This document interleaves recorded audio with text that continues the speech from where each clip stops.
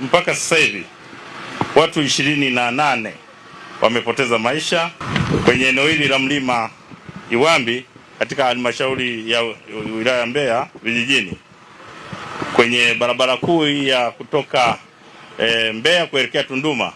Gari lenye namba T 830 EDP ikiwa na tela lake lenye namba T 148 CTD aina ya Scania lori ikiwa limebeba shehena ya unga likiwa linaendeshwa na dereva ambaye anaitwa Filipo Lighton Mwashibanda mwenye umri wa miaka 33. Huyu ni mkazi wa Tunduma katika mkoa wa Songwe, ikiwa natokea Dar es Salaam. Kama nilivyosema, ilikuwa limebeba shehena ya unga.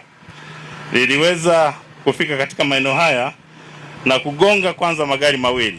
Gari mojawapo ni T 257 DVP aina ya Mitsubishi Rosa iliyokuwa na abiria, ambayo sasa ndio humo tumepata majeruhi pamoja na vifo.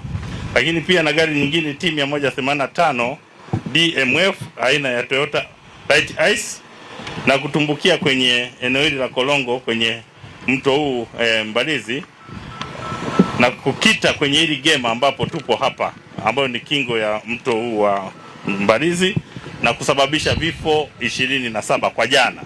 Lakini baada ya kuchukua wale majeruhi, basi leo asubuhi tumepata tena taarifa kwamba majeruhi mmoja ameongezeka, na ndio maana nasema vifo vimefikia 28.